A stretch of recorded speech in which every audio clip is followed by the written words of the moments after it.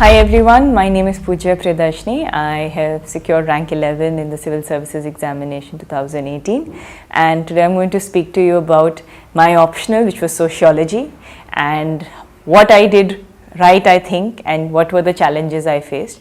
तो मेरी जो जर्नी रही है सोशियोलॉजी के साथ, सबसे पहले मैं आपको बताऊं कि मैंने सबसे पहले लोग पूछते हैं कि आपके सोर्सेज क्या थे, आपने कहाँ से पढ़ाई की, फर्स्ट थिंग्स फर्स्ट. तो सोशियोलॉजी क्योंकि मेरा इंटरेस्ट था और मैंने काफ़ी रिसर्च करी थी कि मैं कहाँ से सोशियोलॉजी करना चाहती हूँ. मैंने फाइनली अपने फाउंडेशन कोर्स जिसे कहेंगे सोशियोलॉजी का उपेंद्र गौर सर की कोचिंग से किया था. एंड दैट उनके जो नोट्स थे those were really what the Bible that I followed.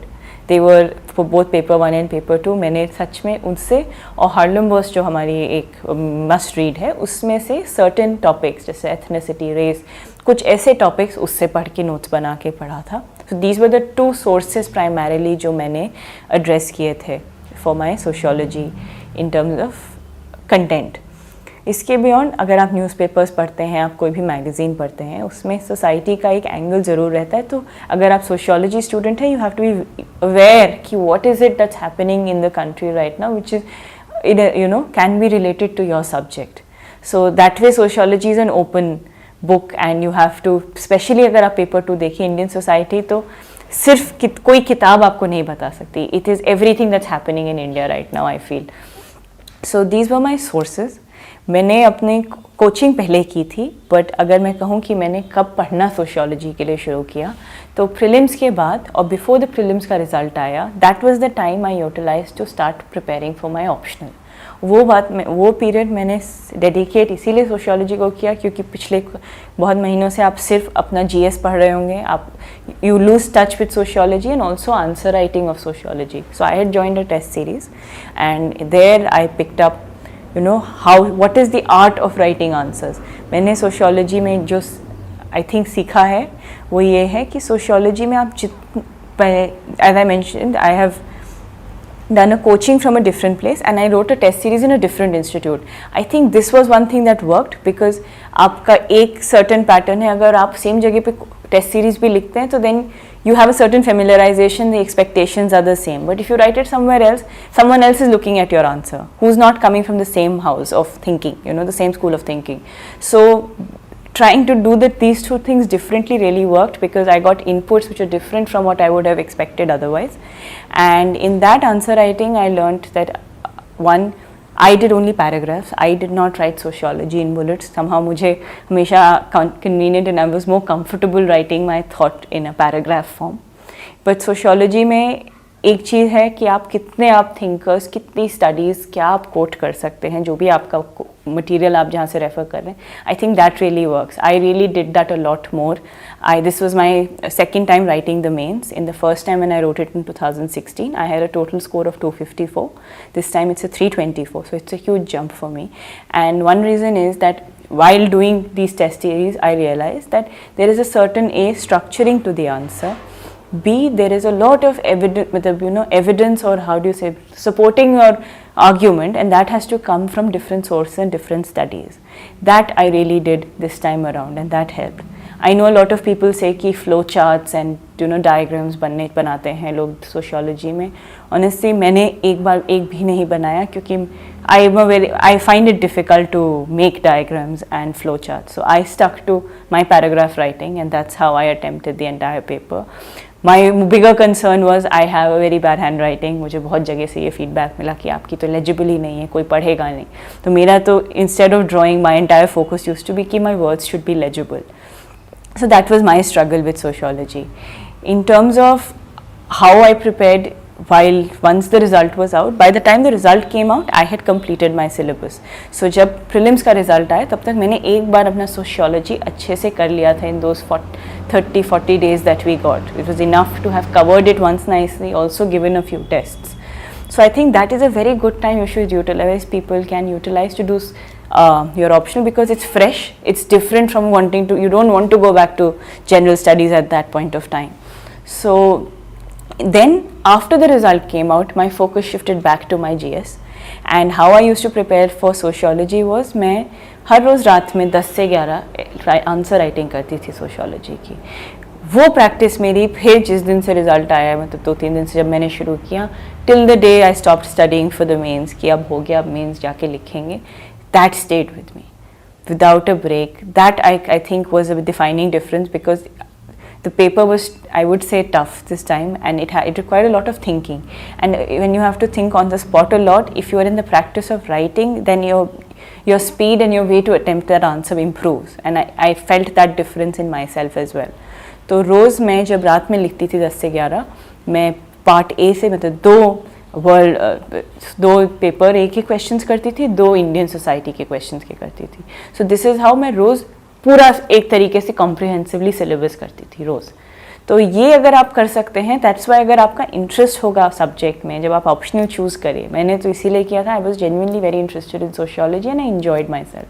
So if you do too, you will be able to do this. It is a place where you unwind and not a place when you feel stress कि अरे बाप रे अभी तो हमको वो भी करना है अपना ऑप्शनल. तो अगर आप मेरी बेसिकली ये स्ट्रैटेजी रही कि मैंने अपनी सोर्सेज बहुत लिमिटेड रखी, notes and as I mentioned Haralambos and of course newspapers with the I कि सोशियोलॉजी के पर्सपेक्टिव से क्या इंपॉर्टेंट है, ज़रूर उसको इनकॉर्पोरेट करिए अपने आंसर्स में, स्पेशली इंडियन सोसाइटी में जहाँ आप लाइव एग्जाम्पल्स करंटली जो हो रहा है वो ला सकते हैं, वो लाइए. मैंने my examples many a times were not something I had studied but drawn from my newspaper reading. So that you should do in terms of your sources. Second, as much practice as you can, even in sociology or any optional I think for that matter, उसको लिखिए, रोज़ लिख सकते हैं तो रोज़ every alternate day उसकी practice रखिए, वो आपके time management में भी बहुत help करेगा. And overall be positive about the optional you want, because that is going to be the difference. I think for me that has been a big reason why I have done so well this time, you know.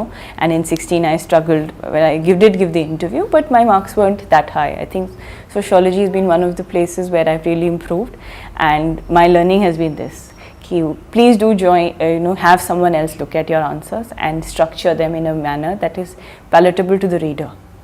So these are the few things I did for my sociology strategy. I hope that helps you as well. My name is Vishal. I scored 329 in sociology, which is the highest all India. I also secured rank 63 in this UPSC Civil Services examination. So once I went ahead with the what we call the questions of sociology and finished my syllabus, of course to Sharma sir notes, and then I went with the previous year paper. I started giving the previous year paper. I started writing them. At that time, अगर आपको सभी को पता हो कि most of the test series तो उस समय तक ख़त्म ही होने वाली होती है. It's usually the fag end of the test series. तो अगर मैं उस समय ज्वाइन करता तो मैं काफ़ी मतलब डिस्करेज हो जाता. मेरे को लगता कि अरे यार मेरे को तो कुछ आता नहीं है, क्योंकि और सब जो बच्चे दे रहे होते तो they would have been performing really well. So that would have been a bit of a setback for me. So it's like keeping yourself very much calm and keeping yourself in a pleasant state, and not taking challenges which would, rather than what you call improving you, would just discourage you. So as usual, people would say that I am from rural background or something. So we never count. We actually what we call it's said we cannot count on what we don't have. We always count upon what we don't have. We cannot count upon that. जो नहीं है उसके बारे में हम लोग सोच नहीं सकते, जो है उसी के ऊपर हमें बढ़ना होता है. तो मुझे लगा कि इफ़ मेरे पास यही समय है और मेरे पास यही रिसोर्सेज है तो मैं क्यों इससे आगे नहीं बढ़ूँ. तो फिर मैंने वही प्रीवियस पेपर को सॉल्व करना शुरू किया, क्योंकि टेस्ट सीरीज़ तो मैं ज्वाइन कर नहीं सकता था उस समय, काफ़ी लेट हो चुकी थी. तो मैंने प्रीवियस पेपर शुरू किया सॉल्व करना. मैंने फ्रेंड्स लोग से चेक कराया, मेरे फ्रेंड्स से जासिर और अमिर, वो रेगुलरली मेरा क्वेश्चन पेपर चेक कर देते थे. उसमें थोड़ा डिसिप्लिन चाहिए होता है, क्योंकि आप टेस्ट सीरीज़ नहीं ज्वाइन करके रखें तो देन यू लाइक मतलब थोड़ा 3 घंटे में लिखना, बैठ के लिखना. You should be honest with your self कि हाँ उतनी देर में हो जाए. तो वो सारी चीज़ आपको काफ़ी बैलेंस होना पड़ता है. तो मतलब वो सारे डिसिप्लिन अगर आ जाती तो वेल एंड गुड है, और उस समय ज़रूरत भी काफ़ी होती है. तो वही उसी के बेसिस पे मैंने पूरा मतलब तैयारी की, और मतलब फ्रेंड्स लोग का थैंकफुली जो सजेशन रहा. फिर मेरे में ऐसा हो रहा था कि क्योंकि वो डेरिवेटिव नोट्स था तो ऐसा हो सकता था कि उसमें वर्ड्स जो थे it was not quite what we call sociological terms to be very precise.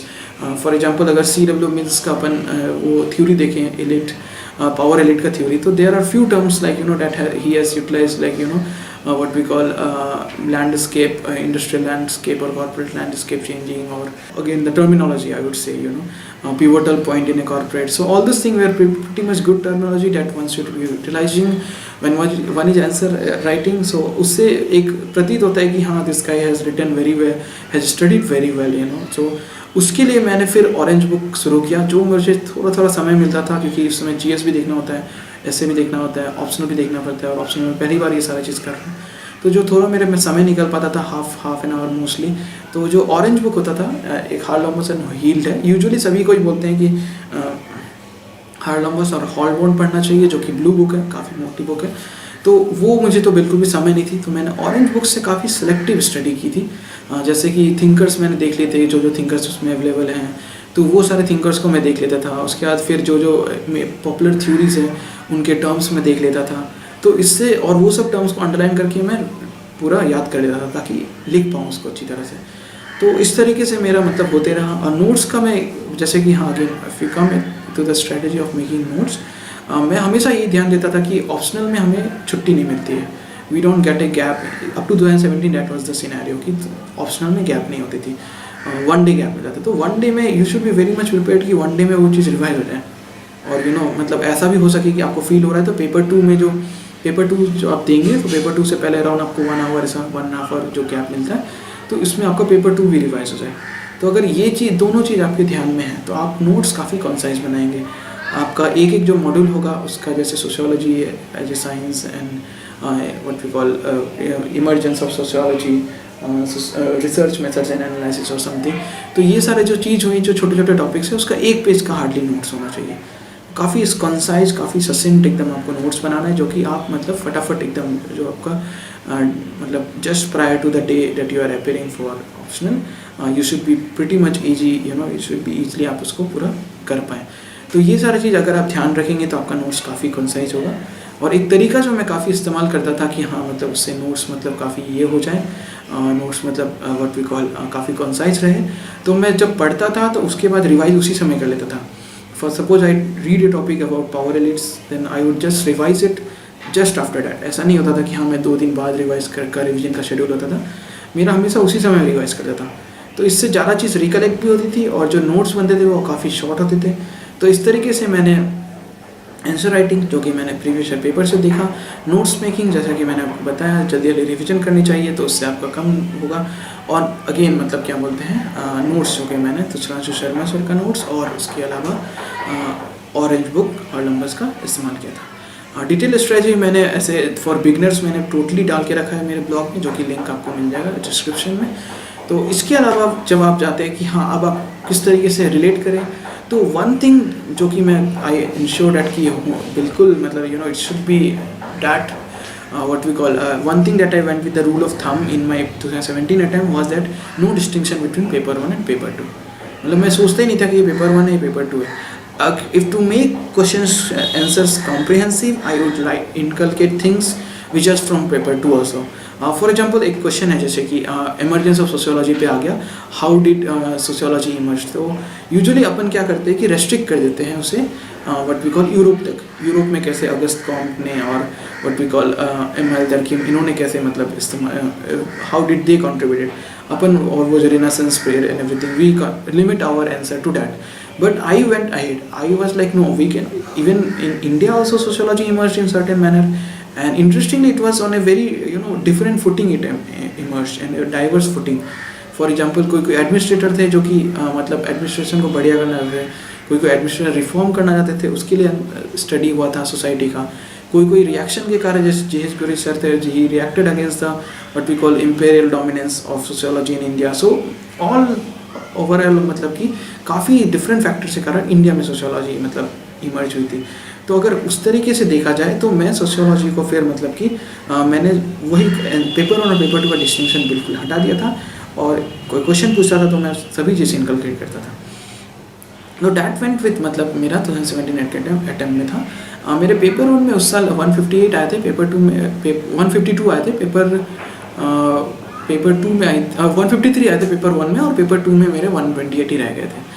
तो अगेन जैसे कि मेरे फ्रेंड्स लोगों ने सजेस्ट किया कि ऐसा कैसा हो सकता है, यूजुअली ऐसा होता है कि पेपर 2 में इज़ मोर स्कोरिंग, तो people score more on paper 2, तो डैट इज़ यूजुअली केस। तो मेरे को लगा कि ऐसा क्यों हो रहा है। तो देन अगेन मुझे जैसा कि हुआ, जैसा सुधांशु सर का जो नोट्स था उसमें काफ़ी सारे थिंकर्स थे पेपर 2 में, but what usually has to happen is that क्योंकि काफ़ी रिसर्च हम लोग का डॉक्यूमेंटेड हुआ नहीं इंडियन सोसाइटी का, तो वो डाइवर्स नहीं हो पाता था, तो it use to be very much limited.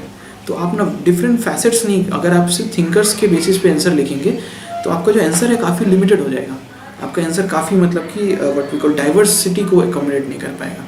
तो जब मैं ये चीज़ प्रॉब्लम मुझे लगा कि ये कारण हो सकती है कि अगर मैं मतलब सिमिलरली थिंकर लिख रहा हूँ, मतलब सिमिलरली पर्सपेक्टिव दे रहा हूँ दो डिफरेंट थिंकर का, तो that doesn't make much of a sense, that doesn't bring the diversity that is required to make a answer very pretty much whole in a paper 2 में भी। पेपर 1 तो काफ़ी सारे थिंकर मिल जाते हैं, तो even if you write all the thinkers then तो मतलब कि आपका काफ़ी होलसम आंसर तैयार हो जाएगा, तो in that you don't have to worry much. So इस तरीके से जो ये क्वेश्चन था, तो मुझे फिर एक नया मंत्र मैंने बनाया paper what we call 2018 attempt के लिए। इंटरव्यू देना था, फिर उसका रिजल्ट्स आ गए थे, तो प्रीलिम्स आ गया था, तो कुछ खास समय नहीं मिला 2017 के बाद मुझे नए बुक ऐड करने के लिए। तो मैंने वही सोचा था कि मेरा मतलब कि I should be again making what we call best use of my notes, the limited materials that I have, and composition काफ़ी इम्प्रूव करना है। तो वही कंपोजिशन इम्प्रूव करने के लिए इस बार मैंने सोचा कि कैसे डाइवर्सिटी लिखूँ। One of the mantra that I used was like think like GS write like optional. तो मतलब अगर आप जीएस की तरह यूजुअली पेपर 2 में काफ़ी वर्क करते हैं, तो अगर आप जीएस की तरह सोचेंगे तो आपको पेपर 2 में का आंसर काफ़ी वैरायटी बन जाएगा। फिर उसमें अगर अपना कोई थिंकर एप्लीकेबल हो रहा है तो उसको आप डाल लीजिए, तो इससे एक सोशियोलॉजी पर्सपेक्टिव का आंसर भी बन जाएगा। अब आप डायरेक्ट जीएस का आंसर लिखेंगे तो आपको मार्क्स नहीं मिलेंगे, तो उसको सोशियोलॉजी पर्सपेक्टिव में डालने के लिए आपको उसमें कोई थिंकर अगर आपको याद आ रहा है या फिर मतलब कोई केस स्टडी याद आ रहा है उसको डाल लीजिए। तो इस तरीके से अगर आप सोचेंगे, if you go through that, तो then it will be very much helpful. Usually मैं प्रीवियस ईयर पेपर्स देता था, प्रीवियस ईयर पेपर काफ़ी सॉल्व करता था। तो प्रीवियस ईयर पेपर सॉल्व करने के लिए ऐसा होता था कि मतलब कि मैं सॉल्व पेपर इस्तेमाल करता था। सॉल्व पेपर अगर जैसे कि मिलता है मार्केट में, सॉल्व पेपर से क्या होता है कि पहले से अच्छे खासे नोट्स मिलते हैं इसमें, तो लाइक हाँ मतलब ठीक है, ऐसा अच्छा नोट्स उसमें पहले से होंगे। तो ऐसा हो सकता है क्योंकि आपने एक ही सोर्स इस्तेमाल किया है, तो यू माइट फील कि हाँ अरे यार I didn't went for multiple sources, so is my what we call information sufficient, so in that case if you have a solved previous year paper book, so then you will get sufficient number of information from that book also. And since I did coaching, so what I used to do is that I used to solve the previous year paper with my friend. She did coaching, so she used to have this diverse perspective of her what she learned.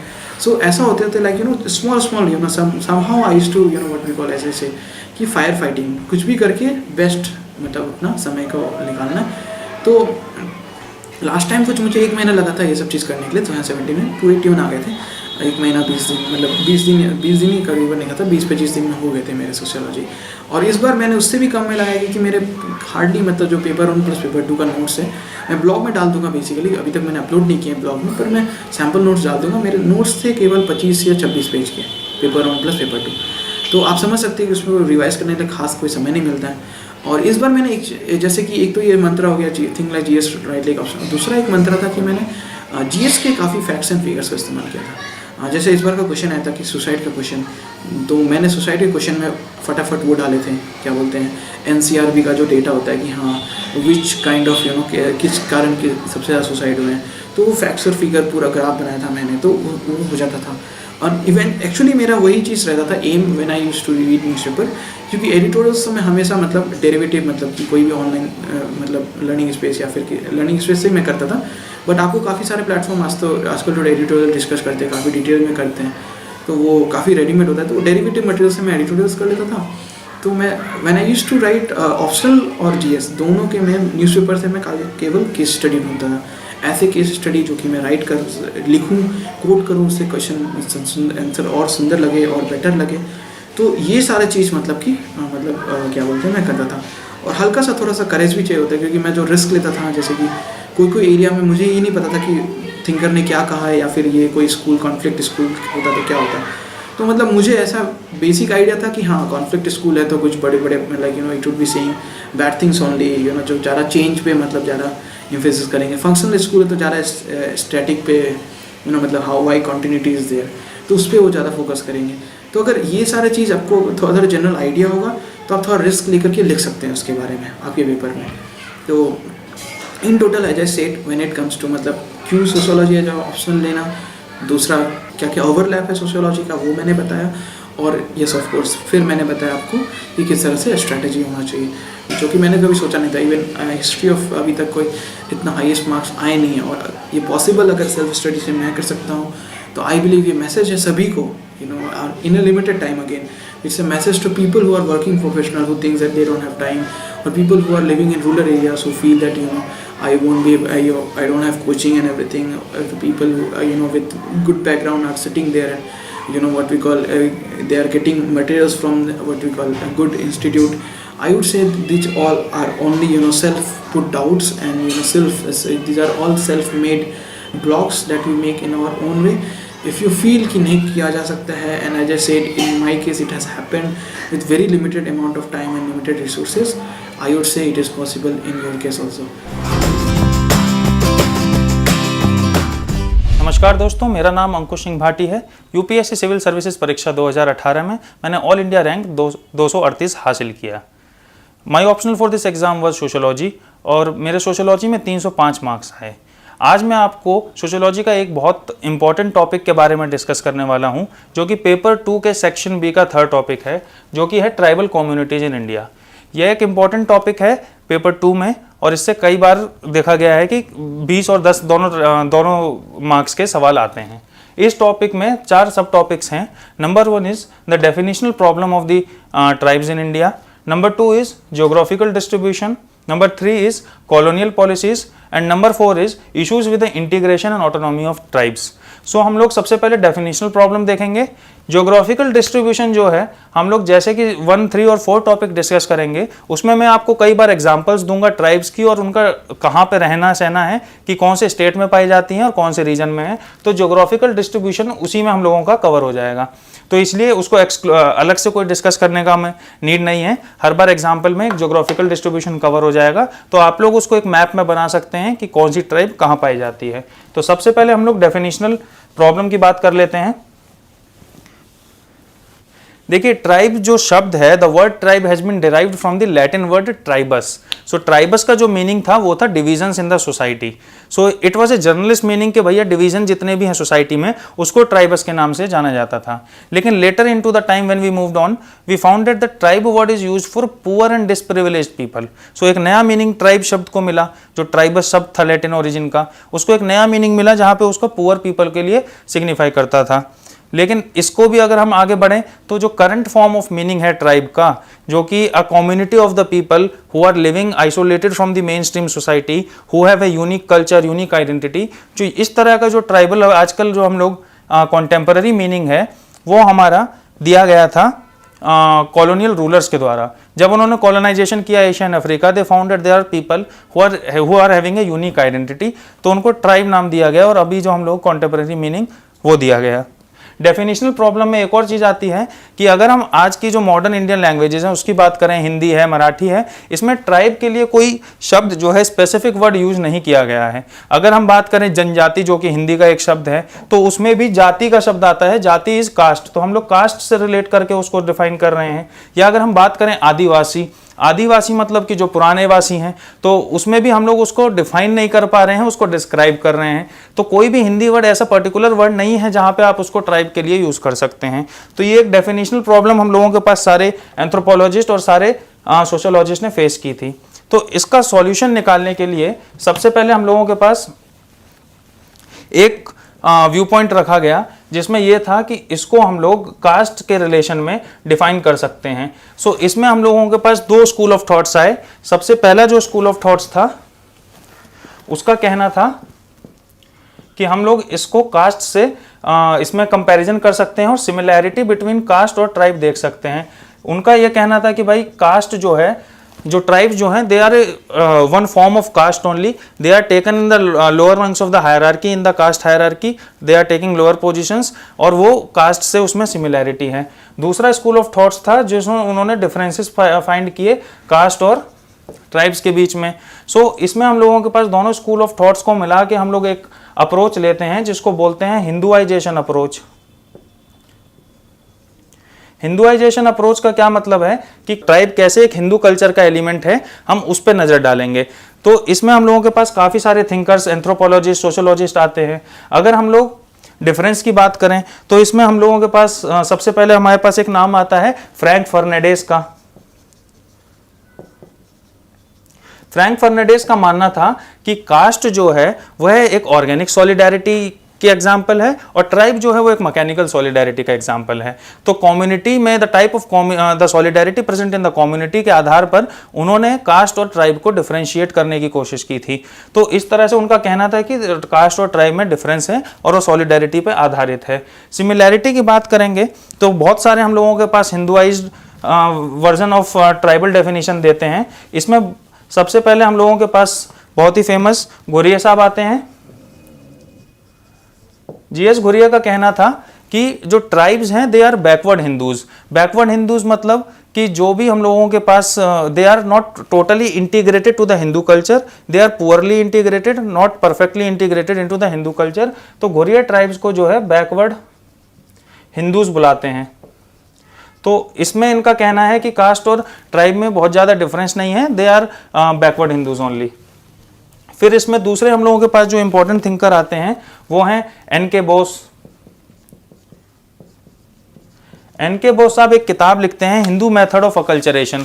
Hindu method of acculturation में वो बात करते हैं कि क्या क्या similarities हैं Hindu culture में और ट्राइबल कल्चर में, किस तरह से element of tribal culture are present in Hindu culture. तो इसमें सबसे पहले बात करते हैं कि ट्राइबल कल्चर के जो एलिमेंट्स हैं जैसे कि नेचर वर्शिप है, एनिमिज्म है, इस तरह के जो एलिमेंट्स हैं वो हिंदू कल्चर में भी पाए जाते हैं। तो he talks about the acculturation of the tribes into the Hindu culture. दूसरी बात वो करते हैं कि किस तरह से जो चेंजेस हिंदू कल्चर में हो रहे हैं वो चेंजेस का रिफ्लेक्शन हम लोगों के पास ट्राइबल कल्चर में भी दिखाई देता है। इसके लिए एग्जांपल दिया जा सकता है भक्ति मूवमेंट का। जैसे जैसे भक्ति मूवमेंट आगे बढ़ा तो हमने देखा कि ट्राइबल कम्युनिटीज में से भी भक्ति प्रीचर सब सामने आए। तो इसमें जैसे ताना भगत इसका एक एग्जाम्पल है। तो जैसे जैसे हिंदू कल्चर में चेंज हो रहा है वैसे वैसे ट्राइबल कल्चर में भी वो चेंजेस रिफ्लेक्ट हो रहे हैं। तीसरा इन्होंने बोला कि एन.के. बोस साहब ने कि जो हम लोगों के पास lower positions in the caste hierarchy हैं they are open for the tribals. क्या होता है कि जब भी हम लोगों के पास ट्राइबल फॉरेस्ट से गांव में आते हैं तो there are agriculturist. So agriculturist tribes को ज़्यादा प्रेफर करते हैं बजाय जो सो कॉल्ड अनटचेबल्स से। सो उनका मानना है कि अनटचेबल्स अनपॉल्यूटेड है, सो उसकी बजाय वो ट्राइब्स को प्रेफर करते हैं और इस तरह से ट्राइब्स जो हैं एग्रीकल्चरल लेबरर के फॉर्म में भी गाँव में आ जाती हैं। सो एन.के. बोस साहब का ये हो गया। इसके बाद SC. Roy, Indian thinker SC. Roy, इनका मानना था ये ट्राइब्स को हम लोगों के जन के नाम से बुलाते थे और कास्ट को इन्होंने जाति के नाम से बुलाया गया है। तो इनका ये कहना था कि जन और जाति are mutually coexisting, they have a voluntaristic relationship with each other, there is no coercive relationship between the jan and jatis. तो इन्होंने जो हम लोगों के पास कोऑपरेशन है, जो इंटरडिपेंडेंस है जन और जाति की, उसकी बात हम लोगों का एस.सी. रॉय साहब करते हैं और उनका मानना है कि जनजाति हम लोगों के पास साथ में रह सकती हैं और रहती भी हैं। अब इसके बाद हम लोगों के पास ये तो हो गया अकल्चरेशन या assimilation into the Hindu culture, के हिंदू कल्चर में कैसे हम लोगों के पास ट्राइब्स आ रही हैं। इसके अलावा हम लोगों के पास कुछ लोग बात करते हैं कि कैसे ये lower position in the Hindu hierarchy में आके, कास्ट हायरार्की में आके उस लेडर पे ऊपर मूव करते हैं, हायरार्की के लेडर पे ऊपर मूव करते हैं। तो इसमें संस्कृताइजेशन जो हम लोगों के पास कॉन्सेप्ट है उसका इस्तेमाल करके भी काफ़ी थिंकर्स ने एक्सप्लेन किया है। इसमें जे एडवर्ड्स हम लोगों के पास एक एग्जाम्पल आते हैं। जे एडवर्ड्स हम लोगों के पास भूमिजा ट्राइब करके एक ट्राइब है। भूमिजा ट्राइब जो हम लोगों के पास आज के झारखंड में, अर्शवाइल बिहार में जो हम लोगों के पास पाई जाती थी, उसकी बात करते हैं जे एडवर्ड्स। और इसी तरह से एस.सी. दुबे जो हैं हम लोगों के पास राजगुंड्स ऑफ एमपी की बात करते हैं। तो इन दोनों ट्राइब्स को, इसको जे एडवर्ड साहब और इसको एस.सी. दुबे साहब बताते हैं कि ये दोनों ट्राइब जो हैं क्षत्रियाइजेशन की तरफ मूव कर रही हैं। They have move towards the becoming a Kshatriya in the caste hierarchy. और इस तरह से ये लोग हम लोगों के पास धीरे धीरे अपना एक बहुत पावरफुल किंगडम्स भी डेवलप कर रहे हैं। तो क्षत्रियाइजेशन और संस्कृताइजेशन की बात हम लोगों के पास जे एडवर्ड्स और एस.सी. दुबे साहब करते हैं और असिमिलेशन की बात हम लोगों ने देखा एस.सी. रॉय, एन.के. बोस और घुरे साहब करते हैं। अब एसिमिलेशन, सब ट्राइब्स का एसिमिलेशन बराबर तो हो नहीं सकता। कुछ ट्राइब्स ज़्यादा हिंदू अकल्चर्ड हैं, कुछ ट्राइब कम अकल्चर्ड हैं। तो इसी डिग्री ऑफ एसिमिलेशन और अकल्चरेशन के हम लोगों की बात करते हैं बी.के. रॉय बर्मन। बी.के. रॉय बर्मन का क्या कहना है, ही क्लासिफाइज कास्ट इनटू 4 कैटेगरीज। सबसे पहला जो कैटेगरी है विच आर फुल्ली एसिमिलेटेड, जो कि फुल्ली एसिमिलेट हो चुकी हैं हिंदू कल्चर में। इसका एग्जाम्पल देते हैं वो राजगुंड्स ऑफ एमपी, जैसा हम लोगों ने देखा एससी दुबे के टाइम पे। तो राजगुंड्स जो हैं वो फुल्ली एसिमिलेटेड हैं। दूसरे हैं which are positively oriented towards Hindu culture. So दूसरी टाइप की ट्राइब्स होंगी जो पॉजिटिवली ओरिएंटेड होंगी। फिर तीसरी टाइप की जो हम लोगों के पास हैं वो नेगेटिवली ओरिएंटेड हैं।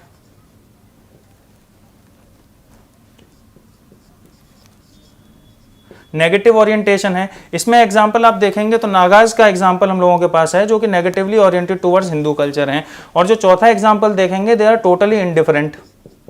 सो डिग्री ऑफ एसिमिलेशन से हम लोगों के पास बीके रॉय बर्मन ने इन ट्राइब्स को क्लासिफाई किया है। टोटली इंडिफरेंट में आप अंडमान निकोबार की सिन्हालीज और अन्य बहुत सारी ट्राइब्स हैं जो कि हिंदू से टोटली इंडिफरेंट हैं और टोटली बाहर हैं। तो बीके रॉय बर्मन इसमें हम लोगों के पास डिफाइन करते हैं। सो इन सब थिंकर्स और इन सब एंथ्रोपोलॉजिस्ट और सोशोलॉजिस्ट के व्यूज पॉइंट से हम लोगों ने देखा कि कैसे ट्राइब्स को डिफाइन करने के लिए हिंदुआइज्ड अप्रोच लिया गया है। अब हिंदुआइज्ड अप्रोच के बाद एक दूसरा अप्रोच आता है जो कि आइसोलेशनिस्ट अप्रोच है।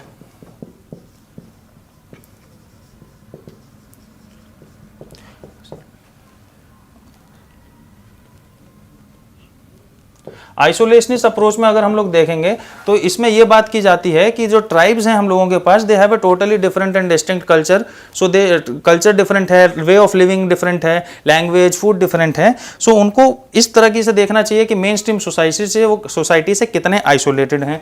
इसमें हम लोगों के पास सिन्हा बात करते हैं। सिन्हा कहते हैं कि tribes should be ideally defined in terms of their isolation from the centres of civilisation, कि सेंटर्स ऑफ सिविलाइजेशन से वो कितना दूर है और उसमें कितना उनमें डिफरेंसेस हैं। लेकिन आगे चल के हम लोग देखते हैं, आगे और स्टडी करने पे पता लगता है कि जो आइसोलेशनिस्ट अप्रोच है इसमें कुछ खामियां हैं। इट्स नॉट 100% ट्रू, क्योंकि there are many tribes which are not completely isolated even in the past और nor in today's time. So इसमें अगर हम बात करें, जैसे कि हम लोगों के पास एग्जाम्पल है संथल ट्राइब का या गोंड ट्राइब्स का। इन सब ट्राइब्स के पास जो है अपने खुद के किंगडम्स हुआ करते थे, बड़ी बड़ी किंगडम्स बनाई थी इन्होंने। संथल है बिहार रीजन में, गोंड्स है। सो ये जो ट्राइब्स हैं ये लोग अपना किंगडम बना चुके थे। सो जब किंगडम बना चुके थे तो ये आइसोलेटेड होने का इनमें कोई सवाल ही नहीं पैदा होता। सो तो आइसोलेशनिस्ट अप्रोच को ये वो करते हैं। एक और ट्राइब हम लोगों के पास एग्जांपल देखते हैं आइसोलेशनिस्ट अप्रोच से अलग जो है वो है जेनु कुरुबा ट्राइब। जेनु कुरुबा ट्राइब कर्नाटका में पाई जाती है। जेनु कुरुबा ट्राइब का एक एक्सपर्टीज था कि they were expert in the training elephants. So elephants को जो ट्रेन करते थे, these elephants were used in the temples and religious purposes. So ये लोग जो है एलिफेंट सप्लाई करते थे। तो ये भी हम लोगों का आइसोलेशनिस्ट अप्रोच को नलीफाई करता है। फिर एक बात आई कि अगर आइसोलेशनिस्ट अप्रोच सच नहीं है, they are not culturally isolated but they are culturally whole, they are a whole society in themselves. Culturally whole होते हैं हम लोगों के पास जो भी ट्राइबल कम्युनिटीज हैं। एक होल सोसाइटी का क्या मतलब है कि they are economically self sufficient, they are politically autonomous and they have a very distinct culture. So whenever they are living even side by side they try to maintain their cultural distinction from the other tribes. So for example हम लोगों के पास एक मुंडा and Oram tribe है जो कि रांची में रहते हैं, लेकिन दोनों अलग अलग कल्चर होने के बावजूद भी बगल बगल में रहते हैं, लेकिन अपना जो कल्चरल यूनिकनेस है उसको मेंटेन करके रखते हैं। सो ट्राइब्स आर कल्चरली होल इतने। तो इसमें अगर हम लोग आइसोलेटेड का बात करें तो कुछ ट्राइब्स आइसोलेटेड हैं, कुछ नहीं हैं। सो आइसोलेशन एक हम लोगों के पास कोई मापदंड नहीं हो सकता, लेकिन कल्चरली होल हम लोगों के पास ऑलमोस्ट सारी ट्राइब्स हैं। तो हम लोगों ने इस तरह से देखा कि पहला किस तरह से हम लोगों के पास डेफिनेशनल प्रॉब्लम ऑफ ट्राइब आई, किस तरह से हम लोगों के पास ट्राइब का जो मीनिंग है, जो ट्राइब शब्द का मीनिंग है वो टाइम टू टाइम इवॉल्व करता आ रहा है। किस तरह से पहले हम लोगों ने उसमें लैटिन ओरिजिन देखा, फिर उसके बाद कॉलोनियल उसका डेफिनेशन देखा, फिर हिंदुआइजेशन अप्रोच देखा, आइसोलेशनिस्ट अप्रोच देखा, फिर कल्चरल होल अप्रोच देखा। तो ये जो डेफिनेशनल प्रॉब्लम है हम लोगों के पास कास्ट ट्राइब्स की, उसको दर्शाता है। इसमें तीसरा टॉपिक जो था हम लोगों के पास वो था कॉलोनियल पॉलिसीज। अपने कॉलोनियल रूलर्स थे वो हम लोगों के पास बहुत ज़्यादा इकोनॉमिक इकोनॉमिक एक्सप्लॉयटेशन कर रहे थे। सो जितना भी हम लोगों के पास the cultural and the social practices of the tribes they became subservient to the economic exploitation of the Britishers. So जो भी हम लोगों के पास ट्राइब्स का रिलेशनशिप था उनके फॉरेस्ट से, उनके रिसोर्सेज से, सो कॉलोनियल रूलर्स ने वो सब बदल दिया और एक नया फॉर्मेट उनके पास लेके आ गए। तो जब उन लोगों ने उनका एक्सप्लॉयटेशन करने की कोशिश की, तो आप लोगों ने हिस्ट्री में पढ़ा होगा कि कैसे हम लोगों के पास कोल, छुआर और संथल अपराइजिंग हुआ। तो इस अपराइजिंग के बाद, सब ये 1850 से पहले की बातें हैं, इस अपराइजिंग के बाद उन्होंने एक नया अप्रोच अपनाया जो कि था सेग्रीगेशन। वो सेग्रीगेट करना स्टार्ट कर दिया।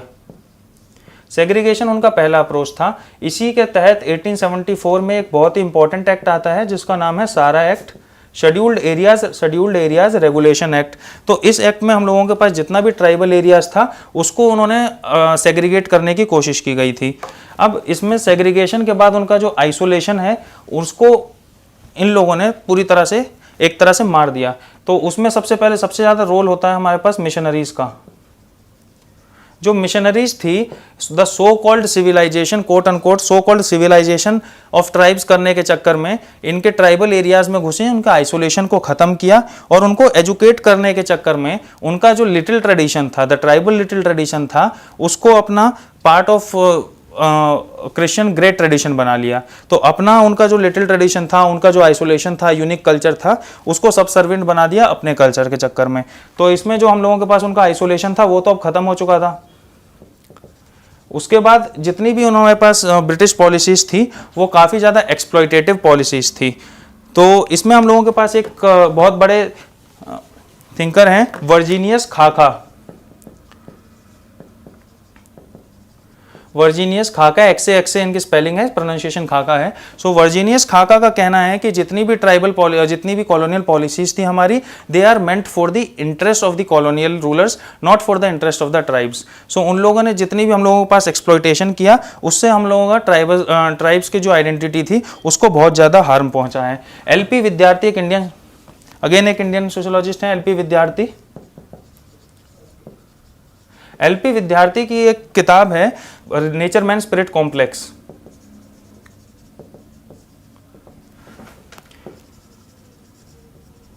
See, the forest for the tribes are not only the place of their habitation, they are source of their raw material, source of their food, source of their religion and source of their identity. So जो forest हैं, जितने भी हम लोगों के पास जंगल हैं, वो tribal communities के लिए they are a part of their identity, they are part of their tribalism. अगर एलपी विद्यार्थी इस बुक में कहते हैं कि अगर आप उनसे forest उनके छीन लेंगे तो आप उनकी आइडेंटिटी उनसे छीन रहे हैं, you are detribalizing them. सो आप उनकी जो ट्राइब होने का जो उनका गुरूर है आप उसको छीन लेंगे और इसलिए डिफॉरेस्टेशन को रोकना चाहिए। AR देसाई हम लोगों के पास अगेन एक इंडियन सोशोलॉजिस्ट है, नामी इंडियन सोशोलॉजिस्ट हैं। उनका कहना है कि जितनी भी हम लोगों के पास रेलवेज था या अदर कम्युनिकेशन के मीन्स थे जो ब्रिटिशर्स लेके आए, उसने हम लोगों के ट्राइब्स का आइसोलेशन को खत्म कर दिया। आइसोलेशन जो कि हमारे पास पूरा वॉलंटरी था उसको खत्म किया, तो ट्राइब्स ने उससे रिटेलिएटरी एक्शंस लेना शुरू किया। उसी का फॉर्म जो है एक मिलिटेंट रिटेलिएशन हम लोगों के पास उसी का फॉर्म है। इसके बाद हम लोगों के पास ब्रिटिश पॉलिसी में ही आता है एथनोग्राफिक स्कॉलर्स। ब्रिटिश पॉलिसीज में एथनोग्राफिक स्कॉलर्स थे। इनका क्या मानना था कि जो भी हम लोगों के पास ट्राइब्स हैं they are remnants of the early stages of evolution, के भाई they have to be taken a museumized form, के ट्राइब्स तो म्यूजियम में रखने की चीज़ें हैं। इसमें E.B. टाइलर जो है वो कहते हैं ट्राइब्स को सोशल फॉसिल्स के नाम से बुलाते हैं। सो उनका मानना था कि जो भी हम लोगों के पास अर्ली ईयर्स ऑफ इवोल्यूशन है उसमें जो ट्राइब्स हैं उनको हम लोग इवोल्यूशन के पढ़ने के पॉइंट ऑफ व्यू से या एक एज ए म्यूजियमाइज्ड व्यू से देख सकते हैं। सो ये हम लोगों के पास ब्रिटिश पॉलिसी थी टुवर्ड्स द ट्राइब्स, जिसमें देखा हम लोगों ने कि कैसे पहले तो उन लोगों ने अपनी इकोनॉमी एक्सप्लॉयटेशन उनका किया, उनके रिसोर्सेज को उनसे छीन लिया। फिर उसके बाद जो है हम लोगों के पास उन्होंने एक सेग्रीगेटेड व्यू लेने की कोशिश की और फिर कैसे मिशनरीज का एंट्री हुआ और उनका आइसोलेशन पूरी तरह से खत्म हो गया। इसमें हम लोगों ने थिंकर्स की जो बात की है वो है वर्जीनियस खाका, एलपी विद्यार्थी और AR देसाई, और E.B. टाइलर का हम लोगों ने सोशल फॉसिल वाली थ्योरी देख ली। अब इसमें लास्ट टॉपिक जो हम लोगों के पास है वो है issues with the integration and autonomy. अब देखिए इंटीग्रेशन और autonomy, this is something which we are trying to strike a balance for since our independence. Integration और ऑटोनॉमी के बीच में हम लोग एक बैलेंस क्रिएट करना चाहते हैं। इंटीग्रेशन जरूरी है क्योंकि अगर हम ट्राइब्स को अपने साथ मेन स्ट्रीम सोसाइटी को इंटीग्रेट नहीं कर पाएंगे सो वो बहुत ज़्यादा पीछे बैकवर्ड रह जाएंगे, वो डेवलपमेंट के साथ उतना आगे नहीं बढ़ पाएंगे। सो एक लेवल ऑफ इंटीग्रेशन की रिक्वायरमेंट है। ऑटोनॉमी इसलिए ज़रूरी है क्योंकि हम लोगों को ट्राइब्स का या मेन स्ट्रीम सोसाइटी को ट्राइब्स का जो इंडिजीनियस और जो डिस्टिंक्ट आइडेंटिटी है उसको भी बचा के रखना है, उनका जो कल्चरल डिफरेंस है वो उसको भी हम लोगों को बचा के रखना है। तो एक बैलेंस जो है इंटीग्रेशन और ऑटोनॉमी में उसको स्ट्राइक करना बहुत ज़रूरी है। इसमें अगर हम लोग बात करें तो 5th शेड्यूल और 6th शेड्यूल जो भारत को इंडियन कॉन्स्टिट्यूशन का है वो एक इसका अटेम्प्ट करता है। दूसरा अटेम्प्ट हम लोगों ने 1996 में पैसा एक्ट के थ्रू किया था, जो कि हम लोगों ने 5th शेड्यूल में हम पंचायती राज को एक्सटेंड किया था। तो आप देखेंगे कि कॉन्स्टिट्यूशन में बहुत जगह हम लोगों ने इसको बैलेंस बनाने की कोशिश की गई है। लेकिन हम अगर इन पॉलिसीज़ को ध्यान से देखें और ट्राइब्स की अगर व्यू पॉइंट से देखें तो there have been a lot of problems with the integration policies. So हम लोगों ने देखा कि कैसे हम लोग इंटीग्रेशन और ऑटोनॉमी को हम लोग एक बैलेंस स्ट्राइक करने की कोशिश कर रहे हैं, लेकिन अगर व्यू पॉइंट ऑफ ट्राइब्स देखा जाए तो ये बैलेंस 100% हो नहीं पा रहा है। इसमें प्रॉब्लम्स क्या आ रही हैं? सबसे पहले तो हम लोग एक टॉप डाउन अप्रोच लेते हैं। जितनी भी हम लोग पॉलिसीज़ या कुछ भी हम लोग ट्राइब से रिलेटेड बना रहे हैं तो वो हमारे एक मेन स्ट्रीम सोसाइटी के व्यू पॉइंट से हो रहा है, टॉप डाउन अप्रोच हो रहा है, ना कि बॉटम्स अप अप्रोच। जितना भी हम लोगों के पास ट्राइब्स का से होना चाहिए उतना हम लोगों की पॉलिसीज़ में ट्राइब्स का से नहीं हो रहा है। So whatever policies we are making are directed from the above rather than being evolved from the bottom. So this are meeting the needs of the mainstream society and not of the tribes. इसमें वर्जीनियस खाका साहब again एक बात कहते हैं कि integration is not happening for the tribes, it is happening at the cost of the tribes. So we are showing that we are integrating them but actually we are doing it at their the cost of the tribes and their culture and their unique culture is getting affected. So अब हम इसमें integration के point of view में एक modernisation देखते हैं कि modernisation, education और इस तरह की जो भी हमारी पॉलिसीज़ हैं इसमें कास्ट का क्या फ़र्क रहा है। सबसे पहले हम लोग मॉडर्नाइजेशन की अगर बात करें तो हम लोग देखेंगे कि जितना भी हम लोगों के पास ट्राइबल रीजन है, ट्राइबल रीजन हम लोगों का सारा रिसोर्स रिच रीजन रहा है। जितना भी ट्राइबल रीजन है रिसोर्स रिच रीजन रहा है, तो इसने हम लोगों के पास इंडस्ट्रीज़ का बहुत ज़्यादा अट्रैक्शन इन रीजन्स की तरफ रहता है। जितनी भी आप इंडस्ट्रीज़ की बात कर लें इंडिया में, चाहे सेल हो, चाहे बोकारो स्टील प्लांट है जो कि, चाहे टाटा इंडस्ट्रीज़ हो, वो सब उस रीजन में होती है, झारखंड छत्तीसगढ़ रीजन में है, क्योंकि वो रिसोर्स रिच रीजन है और वही रीजन है हम लोगों के पास जहाँ पे ट्राइब्स का बहुत ज़्यादा बसावत है। सो उसकी वजह से हम लोगों के पास काफ़ी सारी इंडस्ट्रीज सेटअप हुई हैं। इंडस्ट्रीज सेटअप हुई हैं तो उसमें एनवायरमेंटल डिग्रेडेशन बहुत ज़्यादा हो गया है, डिफॉरेस्टेशन बहुत ज़्यादा हो गया है। तो जितना भी हम लोगों के पास ट्राइबल रिसोर्सेज था वह सब हम लोग ऑलरेडी उसको एक्सप्लॉइट कर चुके हैं, उसको डिग्रेड कर चुके हैं। और जैसा कि हम लोगों के पास, हम लोगों ने देखा था, एलपी विद्यार्थी साहब ने कहा था कि if you take away forest from the tribes you are detribalizing them. तो वही एक्चुअली हो रहा है कि हम लोगों के पास जितनी भी ट्राइब्स हैं वह इंडस्ट्रीज की वजह से, वह हम लोगों के पास एनवायरमेंटल डिग्रेडेशन की वजह से, और वही हम लोगों के पास डिफॉरेस्टेशन की वजह से आउट माइग्रेट कर रही हैं। आउट माइग्रेशन हो रहा है जितने भी हम लोगों के पास ट्राइब्स हैं उनका। इस आउट माइग्रेट करके वो बाकी शहरों में, बाकी स्टेट्स में जा रही हैं जहाँ पे उनका इंटीग्रेशन 100% परफेक्ट नहीं है।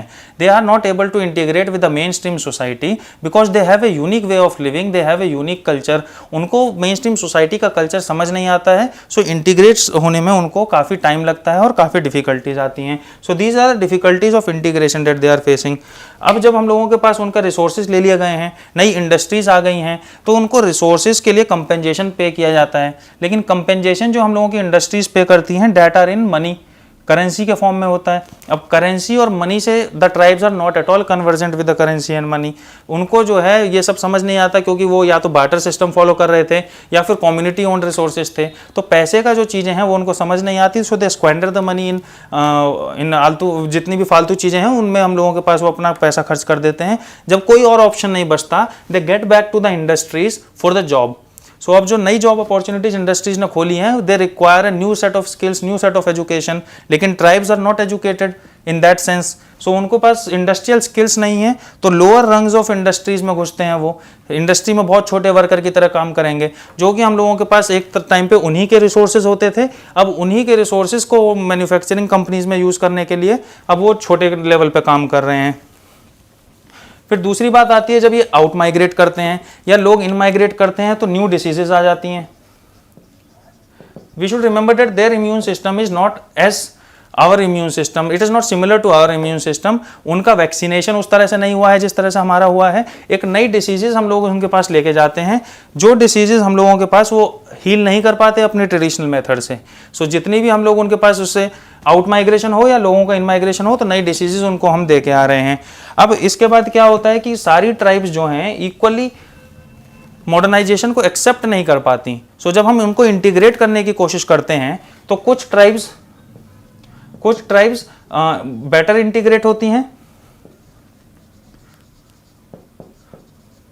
कुछ ट्राइब्स जो हैं हम लोगों के पास वो पुअरली इंटीग्रेट होती हैं। सो इस तरह के इंटीग्रेशन के डिफरेंस से हम लोगों के पास एक हेट्रोजीनियस ट्राइबल कम्युनिटी प्रोड्यूस हो जाती है। अब तक जो ट्राइबल कम्युनिटी होमोजीनियस हुआ करती थी, जहां पे डिफरेंसेस नहीं थे, अब हम लोगों ने उसको एक हेट्रोजीनियस कम्युनिटी बना दिया। सो हम लोगों के पास डिफरेंसेस क्रिएट हो गए depending upon the level of integrity और the level of assimilation into the mainstream society. अब ये मॉडर्निटी को उसी तरह से देखते हैं जिस तरह से इनका इंटीग्रेशन हो। जो बेटर इंटीग्रेटेड लोग हैं वो मॉडर्निटी को ज़्यादा आसानी से ले पाते हैं, और जो पुअरली इंटीग्रेटेड हैं वो मॉडर्निटी को इतनी आसानी से नहीं ले पाते और वो पीछे रह जाते हैं। तो इसमें हम लोगों के पास एक होमोजीनियस सोसाइटी जो ट्राइब्स की हुआ करती थी, उसको हम लोगों ने उसको मेन स्ट्रीम एक्सप्लॉयटेशन की वजह से एक हेट्रोजीनियस सोसाइटी बना दिया गया है। अब इसके अलावा इसमें हम लोगों के पास एजुकेशन आता है। एजुकेशन एक बहुत ही इंपॉर्टेंट एलिमेंट है इंटीग्रेशन का, लेकिन अगर हम इसमें पिछले डाटा को देखा जाए, पिछले 50 वर्षों के डाटा को देखा जाए, तो tribal communities are very lagging far behind in the educational terms, literacy terms.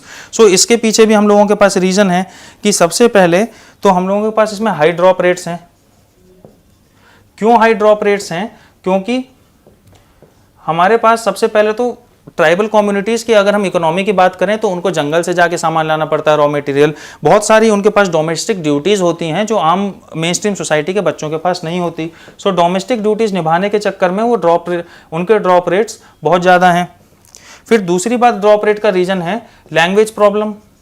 The language that we are using, for example English और Hindi, they are not accustomed to this kind of language. उनको हिंदी या English समझ नहीं आता है, सो वो लोग drop कर लेते हैं। तीसरा जो उनके पास ड्रॉप रेट का रीज़न है वह यह है कि उनका जो जितना भी हम लोगों के पास सिलेबस है या करिकुलम है वो उनके लिए इररिलेवेंट है। They do not find a use of this syllabus और curriculum for their day to day life. क्योंकि हम लोग जो करिकुलम पढ़ते हैं वो हम लोगों के लिए होता है industry oriented, corporate oriented syllabus होता है, लेकिन उन लोगों को इंडस्ट्रीज में बहुत ज़्यादा दिलचस्पी है नहीं। तो जितना भी हम लोग उनको करिकुलम या सिलेबस पढ़ाते हैं they find it totally irrelevant. तो इसकी वजह से उनके ड्रॉप रेट्स बहुत ज़्यादा हैं। और दूसरी बात यह है कि वो हायर एजुकेशन में नहीं जा पाते, they do not go to higher education. अगर हम हायर एजुकेशन में उनके परसेंटेज की बात करें तो बहुत ही मिनिमल परसेंटेज है। सो इस तरह से हम लोगों का जो इंटीग्रेशन की हम लोग कोशिश कर रहे हैं, जो इंटीग्रेशन की कोशिश 5th शेड्यूल, 6th शेड्यूल या हमारे प्राइम मिनिस्टर नेहरू की पंचशील पॉलिसी थी। पंचशील पॉलिसी का कहना था कि द ट्राइबल डेवलपमेंट और the tribal integration should be for the tribes and according to the tribal genius. उनका इन्वॉल्वमेंट होना बहुत जरूरी है, बॉटम अप अप्रोच लेना बहुत जरूरी है। इसलिए उन्होंने पंचशील लाया और उसके 5 पॉइंट्स हैं जो आप पढ़ सकते हैं, और वो ट्राइबल ओरिएंटेड डेवलपमेंट होगा और ट्राइबल लेड डेवलपमेंट होगा, उनका ये कहना था। लेकिन जैसे जैसे हम आगे बढ़े तो हम लोगों ने देखा कि किस तरह से इंटीग्रेशन में प्रॉब्लम्स आई, बॉटम्स अप अप्रोच को रिप्लेस करके टॉप डाउन अप्रोच आ गया, किस तरह से उनके आइसोलेशन को अफेक्ट हुआ, उनके कल्चर में हम लोगों के पास पॉल्यूशन हो गया। इस तरह से हम लोगों के पास जो इंटीग्रेशन है वो उस दिशा में नहीं जा पाया जिसमें हम ले जाना चाहते थे। इसकी वजह से उनकी ऑटोनॉमी भी अफेक्ट हुई, और जो हम लोगों ने एक परफेक्ट बैलेंस बिटवीन इंटीग्रेशन और ऑटोनॉमी बनाना था उसमें कई बार हम लोगों के पास दिक्कतें आ गई। लेकिन इसका मतलब बिल्कुल भी यह नहीं है कि जो उनका कल्चर जो हमारे पास डाइल्यूट हुआ है उसकी वजह से उनके बीच की जो सॉलिडेरिटी है, उनके बीच के जो कनेक्शंस हैं, जो ट्राइबल कनेक्शंस हैं, वो पूरी तरह से खत्म हो चुके हैं। इस पे एलपी विद्यार्थी साहब एक स्टडी करते हैं। एलपी विद्यार्थी बोकारो स्टील प्लांट में एक स्टडी करते हैं जैसा कि मैंने बताया था कि हम लोगों के पास जब उनके रिसोर्सेज चले गए तो उनके पास एक ही ऑप्शन बचा था कि वो lower rungs of the industrial setup में चले जाएं, वहाँ पे नौकरी ले लें। तो जब ये यहाँ पे नौकरी लेते हैं बोकारो स्टील प्लांट में, एलपी विद्यार्थी का कहना है कि एक न्यू सेंस ऑफ सॉलिडेरिटी उनके बीच में डेवलप हो जाती है। द ट्राइब्स की ओल्ड सॉलिडेरिटी जिसकी हम लोग बात कर रहे थे वो एक तरह से खत्म हो चुकी है, लेकिन एक नई ट्राइबल सॉलिडेरिटी, एक नई ट्राइबल आइडेंटिटी का जन्म हुआ है। उसमें ट्रेड यूनियंस का एक बहुत इंपॉर्टेंट रोल है। सो ट्रेड यूनियन जो है वो हम लोगों के पास ट्राइब्स फॉर्म करती हैं, तो एक नई तरह की सॉलिडेरिटी की बात एलपी विद्यार्थी करते हैं। फिर उसमें हम लोग अभी लेटेस्ट बहुत सारी स्कीम्स अगर आपने देखी होंगी तो गवर्नमेंट की बहुत सारी स्कीम्स हैं जहां पे वो इंटीग्रेट करने की कोशिश कर रहे हैं। ये सब स्कीम्स आप एकदम करंट अफेयर से रेगुलेटर मतलब अपडेटेड रहिए और उसमें आप देखते रहिए। जैसे एकलव्य स्कूल की एक स्कीम पिछले बजट में आई थी। एकलव्य स्कूल क्या है, जो हमने एजुकेशन में डेफिशिएंसीज की बात की है उसको कवर करने का ये वो अटेम्प्ट करता है। ऐसे ही वन धन एक करके स्कीम है। वन धन स्कीम में क्या है, जितना भी हम लोगों के पास नॉन फॉरेस्ट प्रोड्यूस है उसको, हम लोगों के पास माइनर प्रोड्यूस है उसको मार्केटेबल बनाता है। तो इस तरह की जो स्कीम्स हैं आप उनको अपने आंसर्स में ला सकते हैं और उससे आपको आंसर्स करंट अफेयर बेस्ड बन सकता है। तो हम लोगों ने ट्राइबल कम्युनिटीज इंडिया में देखा कि किस तरह से उसके डेफिनेशनल प्रॉब्लम थी, डेफिनेशनल प्रॉब्लम को सॉल्व करने के लिए अटेम्प्ट किए गए हैं। उसके बाद हम लोगों ने देखा कि कॉलोनियल पॉलिसी ने कैसे उनको एक्सप्लॉइट किया, किस तरह से कॉलोनियल पॉलिसी ने उनके आइसोलेशन को खत्म किया। फिर लास्ट में हम लोगों ने देखा कि किस तरह से हम लोगों ने इंटीग्रेशन का एक अटेम्प्ट किया है पिछले कुछ सालों में, और कहाँ कहाँ उस अटेम्प्ट में खामियां रही हैं और कहाँ कहाँ हम लोग थोड़ा उसमें सक्सेसफुल रहे हैं। इसी तरह से जो एक टॉपिक था ज्योग्राफिकल डिस्ट्रीब्यूशन, वो हम लोगों ने जगह जगह पे डिस्कस किया है। जैसे कि जेनु कुरुबा ट्राइब कर्नाटका में डिस्कस की, राजगुंड मध्य प्रदेश में और भूमिजा ट्राइब बिहार में, और इसी तरह से हम लोगों ने काफ़ी सारी ट्राइब्स की बात की है, ओरांव और मुंडा ट्राइब रांची में। तो इस तरह से आपको एक मैप बनाने की ज़रूरत है और उस मैप में आप देख लीजिए कौन सा ट्राइब कहाँ पे है। सो ये था topic tribal communities in India. अब इसमें आप पिछले जितने भी वर्षों के क्वेश्चन हैं आप उनको देख लीजिए और उसको अटेम्प्ट करने की कोशिश कीजिए। हेलो फ्रेंड्स, मेरा नाम राकेश शर्मा है। मैंने अपनी ग्रेजुएशन किरोरीमल कॉलेज से किया और उसके बाद Delhi school of social work से मैंने मास्टर्स किया इन सोशल वर्क। सो मेरा ऑप्शनल सोशियोलॉजी था। मैंने इस साल 608 रैंक अचीव किया है CSC 2018 में। तो मैं अपनी सोशियोलॉजी की स्ट्रैटेजी डिस्कस करना चाहूँगा। तो सोशियोलॉजी में मैंने सबसे पहले कोचिंग की थी महापात्रा सर के पास बाजीराम से, और उस टाइम पे मैंने काफ़ी सारे नोट्स बना लिए थे अपने, बट फिर भी जो है उसके उन्होंने बहुत काफ़ी चीज़ें कवर की थी और बहुत हेल्प मिला मुझे उससे। लेकिन इसके अलावा फिर और दूसरी चीज़ें क्या क्या की मैंने वो मैं आपको शेयर करता हूँ।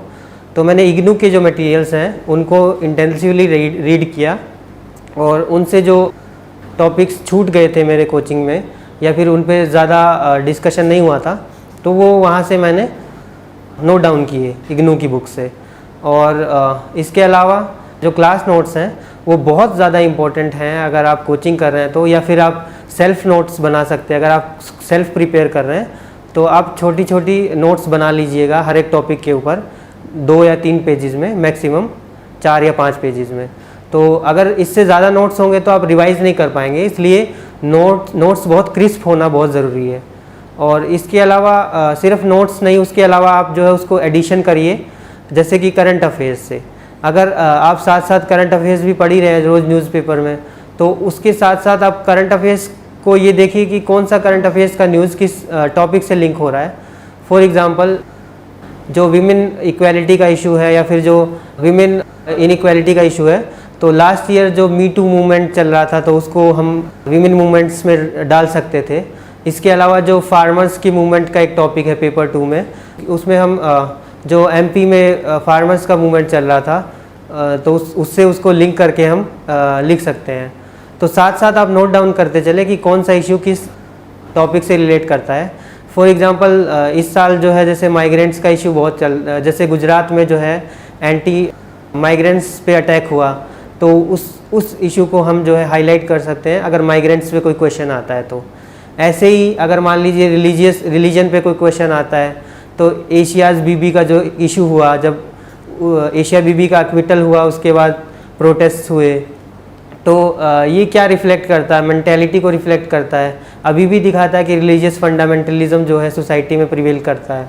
तो ये सब जो करंट अफेयर्स के इशू हैं इनको आप रेगुलरली नोट डाउन करें अपने इश्यूज़, अपने टॉपिक्स के साथ, जो भी सिलेबस में टॉपिक दिए हुए हैं उनके साथ साथ इन इश्यूज़ को भी आप लिखते चलें। और जैसे for example last year Iceland के prime minister LGBT prime minister बने थे, तो उनका जो इशू था वो इन एक्सक्लूजन का एक टॉपिक है पेपर 1 में, तो उसमें मैंने कोट किया था। तो ऐसे एग्जांपल्स जो होते हैं वो हमेशा अच्छे मार्क्स फेच करने में हेल्प करते हैं और उससे जो है हमारे ज़्यादा से ज़्यादा स्कोर इम्प्रूव होता है और प्लस हमें कंटेंट भी अच्छा मिल जाता है। 4 टॉपिक्स हैं जो कि आप हर लम्बस से रेफ़र कर सकते हैं, जैसे कि power and politics, stratification, religion और फैमिली एंड किनशिप। सो इन 4 इश्यूज़ पे आप वहाँ से रेफ़र कर सकते हैं। और जो रिसर्च टॉपिक है पेपर 1 में, उसके नोट्स आपको इंटरनेट से मिल जाएंगे इजीली, तो उसके लिए आप इजीली इंटरनेट से सर्च कर सकते हैं। और कुछ डायनामिक टॉपिक्स हैं जैसे सोशल चेंज, तो सोशल चेंज में आप क्या कर सकते हैं कि करंट टॉपिक्स, करंट एग्जांपल्स को लिख सकते हैं न्यूज़पेपर्स वगैरह से। एंड इसके अलावा सोशल चेंज आप जो है दूसरी बुक्स भी रेफ़र कर सकते हैं या फिर इग्नू की बुक्स भी रेफ़र कर सकते हैं उसके लिए। और जो पेपर 1 की जो स्ट्रेटजी है वो मोस्टली थ्योरेटिकल पेपर है, तो इसलिए इसमें ज़्यादातर आपको थ्योरेटिकल कॉन्सेप्ट्स क्लियर होने चाहिए, बेसिक रिसर्च के कॉन्सेप्ट्स आपको क्लियर होने चाहिए। और जो पेपर 1 में लेकिन अब कुछ कुछ पैटर्न्स चेंज हो रहा है इस साल से या पिछले 2-3 साल से, तो उसमें अब क्या हो रहा है कि पेपर 1 में भी पेपर 2 के क्वेश्चंस आ जाते हैं, तो इसलिए पेपर 1 को आप सेपरेट करके ना देखें। कुछ इश्यूज़ ऐसे हैं पेपर 1 में, जैसे फैमिली है, जैसे कि पॉलिटिक्स एंड पावर है, सोशल चेंज है, तो इन इश्यूज़ पे जो है पेपर 2 से भी क्वेश्चन आ जाते हैं लेकिन पेपर 1 में क्वेश्चन आते हैं। तो इसलिए पेपर 1 के ये जो टॉपिक्स हैं इन पे आप ऐसे तैयारी करें कि इंडियन सोसाइटी के बारे में भी पढ़ें और वेस्टर्न सोसाइटी के बारे में भी पढ़ें, तो इसलिए ये बहुत ज़रूरी है। बाकी रिसर्च या फिर जो थिंकर्स हैं उनको आपको जो है किसी भी अच्छी बुक से आप कवर कर सकते हैं, जैसे रिट्ज़र की बुक से भी आप कुछ थिंकर्स को कवर कर सकते हैं और नोट से भी कवर कर सकते हैं। मैं यही कहूँगा कि आप सोर्सेज को बहुत लिमिटेड रखें लेकिन बार बार रिवाइज़ करें और करंट अफेयर्स का डालें, बशर्ते आप बहुत ज़्यादा सोर्सेज को पढ़ें। इससे अच्छा यही है कि इससे ज़्यादा बेनिफिट आपका इस चीज़ में होगा कि आप कम सोर्सेज को रिवाइज़ करें बार बार, लेकिन आप इश्यूज़ को, टॉपिक्स को सबको कवर करें, मोस्टली इश्यूज़ को आप कवर कर लें, क्योंकि क्वेश्चंस जो हैं किसी भी इश्यूज से आ जाते हैं और रेगुलरली यूपीएससी डायनेमिक है, तो इसलिए वो अलग अलग टाइप के क्वेश्चंस पूछ रहा है।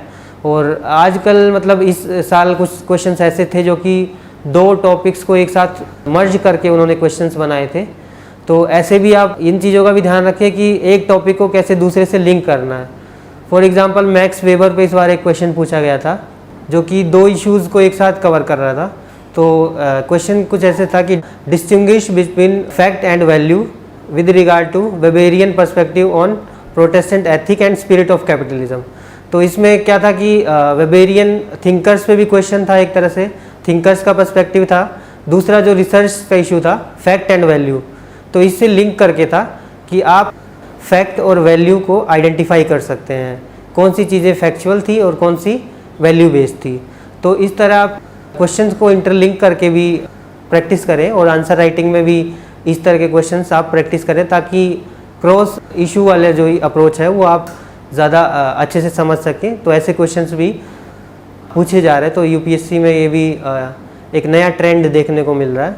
और जो दूसरा पेपर इस साल का हुआ था, तो उसमें ज़्यादातर क्या देखा गया कि करंट अफेयर से बहुत सारे क्वेश्चंस आ रहे हैं, तो इसलिए sociological perspective on current topics, ये आप इसके ऊपर जो है बहुत ज़्यादा काम करने की ज़रूरत है। तो जितने भी इश्यूज़ हैं, जैसे फार्मर स्ट्रेस है, तो फार्मर स्ट्रेस बहुत ज़्यादा न्यूज़ में था इस साल, तो स्वामीनाथन की रिपोर्ट और उससे रिलेटेड उन्होंने क्वेश्चंस पूछा। मी टू मूवमेंट बहुत ज़्यादा न्यूज़ में था और ये तो बहुत ज़्यादा मतलब करंट टॉपिक था, क्योंकि 10 दिन पहले ही ज़्यादा न्यूज़ आनी शुरू हुई थी इस इशू पे। तो आप ये भी इससे समझ आता है कि यूपीएससी इतना ज़्यादा करंट पे भी पूछ सकती है कि आप 10 दिन पहले भी न्यूज़पेपर पढ़ना नहीं छोड़ सकते। तो ये भी ध्यान रखें कि सोशोलॉजी में भी मतलब आपको अगर करंट न्यूज़पेपर आप एकदम अप टू डेट हैं और लास्ट डे तक न्यूज़पेपर पढ़ें, ताकि आप करंट से लिंक कर सकें। जैसे फॉर एग्जांपल जो अडल्ट्री वाला इशू था उस पर एग्ज़ाम के कुछ दिन पहले ही डिसीजन आया था सुप्रीम कोर्ट का। तो अगर ऐसे जो एकदम करंट के इश्यूज़ हैं उनको अगर कोट करेंगे अपने आंसर्स में तो वो ज़्यादा अच्छा रहेगा, उसमें उससे ज़्यादा मार्क्स मिलने के चांसेस बढ़ जाते हैं। तो इसलिए न्यूज़पेपर ना छोड़ें पढ़ना, जब तक आपका मेंस का पेपर आप ना लिख लें उससे 1-2 दिन पहले तक भी आप न्यूज़पेपर पढ़ें। जो पेपर 2 है उसके लिए कोई एक बुक नहीं यूज़ कर सकते, क्योंकि डिफरेंट काइंड ऑफ टॉपिक्स हैं। जैसे फॉर एग्जांपल आप थ्योरेटिकल जो पार्ट है, पर्सपेक्टिव्स हैं, उसके लिए आप क्लास नोट्स रेफ़र कर सकते हैं या फिर इग्नू का मटेरियल रेफ़र कर सकते हैं। लेकिन जो डायनेमिक पार्ट है जैसे फार्मर्स के ऊपर है, सोशल मूवमेंट्स हैं या फिर चाइल्ड लेबर से रिलेटेड इश्यूज़ हैं, तो विमेन इश्यूज़ हैं, तो इन सब पे आप करंट अफेयर्स से ज़्यादा अवेयर रहें और करंट इश्यूज़ को आप ज़्यादा से ज़्यादा कोट करें, उसी से मार्क्स ज़्यादा इम्प्रूव होता है।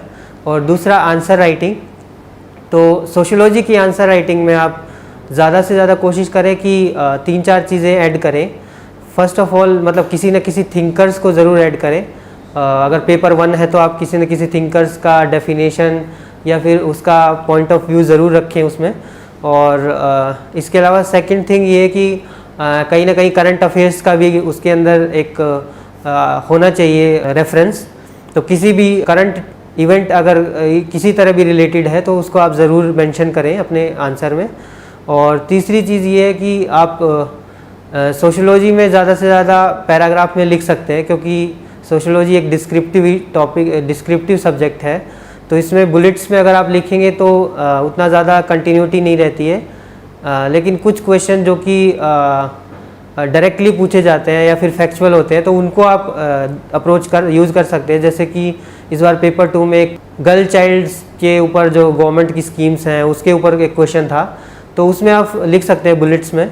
लेकिन जो डिस्क्रिप्टिव क्वेश्चन रहते हैं, मोस्टली जो क्वेश्चन डिस्क्रिप्टिव होते हैं उसको आप पैराग्राफ में लिखें तो ज़्यादा बेटर रहता है। बाकी आप दोनों ही मोड बुलेट्स और पैराग्राफ यूज़ कर सकते हैं और डायग्राम्स भी इंसर्ट कर सकते हैं ताकि उससे रिप्रेजेंटेशन अच्छा हो और ज़्यादा से ज़्यादा एग्जांपल्स यूज़ कर सके।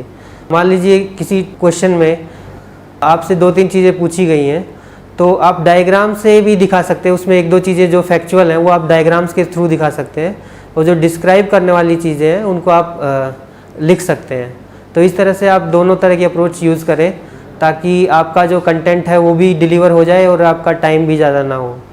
तो और टाइम मैनेजमेंट बहुत ज़रूरी है, क्योंकि सोशियोलॉजी में एक ऐसा सब्जेक्ट है जिस पे हर कोई बहुत अच्छे से 3-4 पेजेस हर एक आंसर में लिख सकता है। लेकिन अगर हर एक आंसर आप एकदम एक्सपेंड करेंगे तो आप लास्ट तक आपसे 15 या 16 क्वेश्चन ही कर पाएंगे। तो इसलिए टाइम मैनेजमेंट बहुत ज़रूरी है। आप सिर्फ क्रक्स लिखें और मैक्सिमम अगर 10 मार्कर है तो उसको 1.5 पेज, और अगर 20 मार्कर है तो उसको 2 और 2.5 पेजेस में कंक्लूड करने की कोशिश करें। और इसलिए जो है मतलब मोस्टली टाइम मैनेजमेंट के लिए आप हर क्वेश्चन को इंडिविजुअली ट्रीट कर सकते हैं कि हर क्वेश्चन पे 6 मिनट्स अगर आप एलोकेट करें तो ज़्यादा अच्छा है। और उसी हिसाब से आप जो है लास्ट में 1 मिनट कंक्लूजन, 1 मिनट इंट्रोडक्शन और बॉडी के लिए आप 5 मिनट रख सकते हैं। तो एक तरह से टारगेटेड अप्रोच यूज़ कर सकते हैं। तो इस तरह से टाइम मैनेजमेंट कर सकते हैं। एंड में मैं दिल्ली नॉलेज ट्रैक को थैंक्स बोलना चाहूँगा कि मुझे प्लेटफॉर्म दिया और मैं अपनी स्ट्रैटेजी शेयर कर रहा हूँ। और लास्ट ईयर मैंने बहुत सारी स्ट्रैटेजीज़ दिल्ली नॉलेज ट्रैक पे देखी थी जिनसे मुझे बहुत हेल्प मिला अपनी प्रिपरेशन में, और लास्ट में मैं थैंक्स बोलना चाहूँगा।